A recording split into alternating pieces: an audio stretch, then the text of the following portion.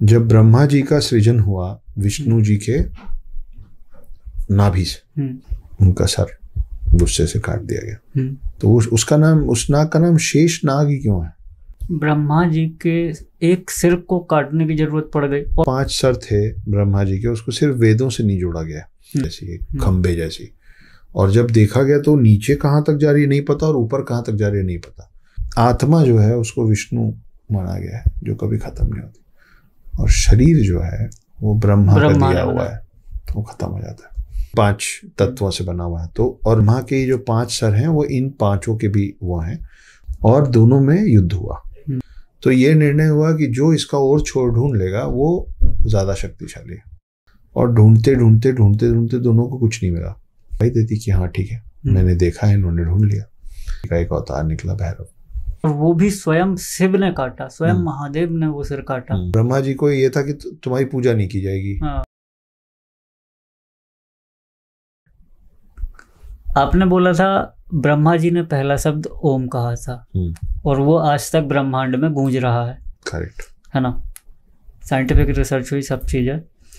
लेकिन ऐसी क्या सिचुएशन थी कि ब्रह्मा जी के एक सिर को काटने की जरूरत पड़ गई, और वो भी स्वयं शिव ने काटा, स्वयं महादेव ने वो सिर काटा, है ना। तो मतलब आज हमारे पास 5वां वेद होता, लेकिन आज हमारे पास सिर्फ 4 वेद हैं। तो ऐसी क्या सिचुएशन थी मतलब?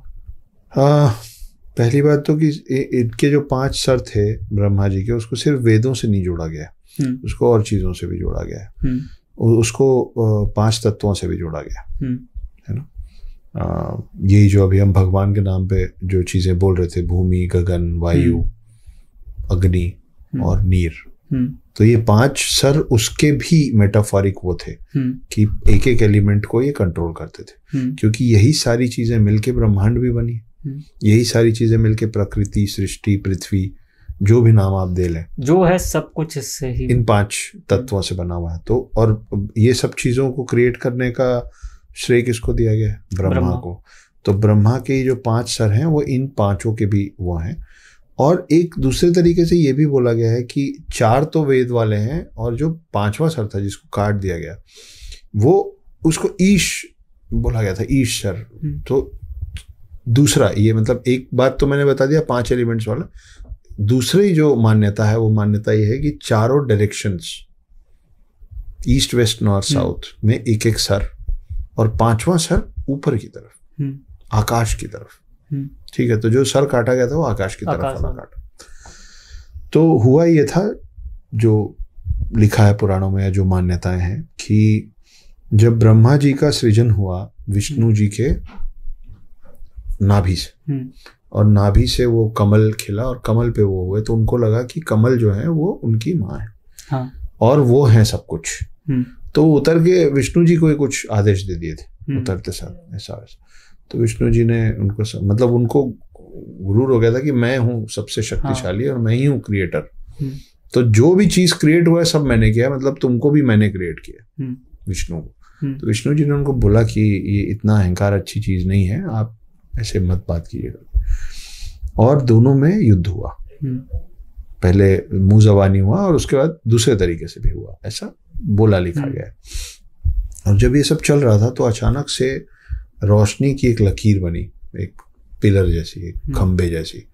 और जब देखा गया तो नीचे कहाँ तक जा रही है नहीं पता और ऊपर कहाँ तक जा रही है नहीं पता।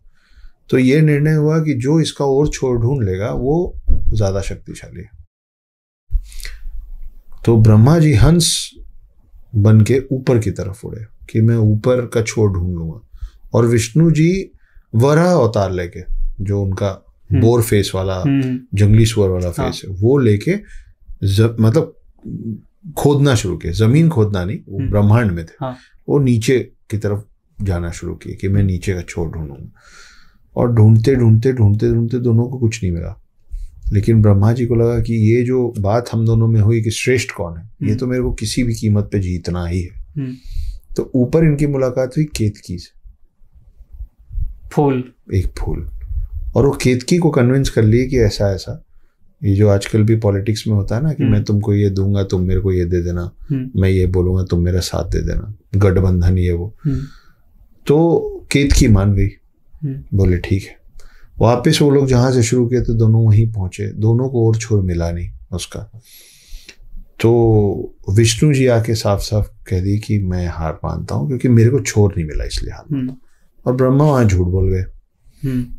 वो बोले कि नहीं मैं तो ढूंढ लिया और केतकी विटनेस साक्षी है केतकी कि मैंने ढूंढ लिया। और केतकी ने भी गवाही देती कि हाँ ठीक है मैंने देखा है, इन्होंने ढूंढ लिया। इस बात से नाराज होकर उस रोशनी में से शिव जी का एक अवतार निकला भैरव, और उनका सर गुस्से से काट दिया गया।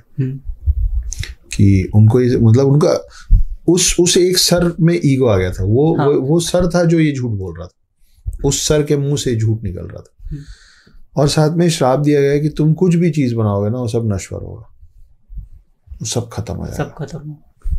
इसीलिए आत्मा जो है उसको विष्णु माना गया है जो कभी खत्म नहीं होती, और शरीर जो है वो ब्रह्मा का दिया हुआ है, वो खत्म हो जाता है। एक दिन पूरी पृथ्वी सृष्टि खत्म हो जाएगी क्योंकि ब्रह्मा की बनाई हुई। और जो जो विष्णु से जुड़ी हुई चीजें हैं, जैसे एक सांप है जिसको शेष नाग कहते हैं, तो उसका नाम, उस नाग का नाम शेष नाग ही क्यों है? इसलिए वही शेष बचेगा कलयुग के अंत के बाद, नागों में वही शेष बचेगा। तो हर मतलब वो नाग जो रिमेनिंग है, जो बच गया है, जो शेष है, सब कुछ खत्म होने के बाद वो शेष नाग है। तो किसके पास है? वो विष्णु जी के पास। कि मेरे से जो चीजें जुड़ी हुई हैं वो नश्वर नहीं है। हाँ, वो नष्ट नहीं होंगी। तो इसीलिए जितनी भी चीजें ब्रह्मा जी क्रिएट करते हैं, वो सूरज हो, चांद हो, तारे हो, वो प्लैनेट्स हो, वो इंसान हो, वो जानवर हो, पेड़ पौधे हो, पक्षी हो, वो सब शारीरिक तौर पे खत्म हो जाते हैं, लेकिन आत्मा के लिए बोला जाता है कि आत्मा अजर अमर है। तो ये कहानी है ब्रह्मा जी के सर। अच्छा, आपने जो केतकी बोला था, तो केतकी और भी बदनाम है, वो शायद सीता माता ने उनको श्राप दिया। हाँ, वो फिर वो एक दूसरी कहानी है। और केतकी को वहां पे भी श्राप मिला था। ब्रह्मा जी को ये था कि तुम्हारी पूजा नहीं की जाएगी। और केतकी को ये श्राप मिला कि तुम इनका साथ देने निकली थी, इन्हीं पे चढ़ाई जाओगी तुम, और कहीं नहीं चढ़ाई जाओगी तुम। तो वो किसी और पूजा पद्धति में, किसी और भगवान में नहीं डालता।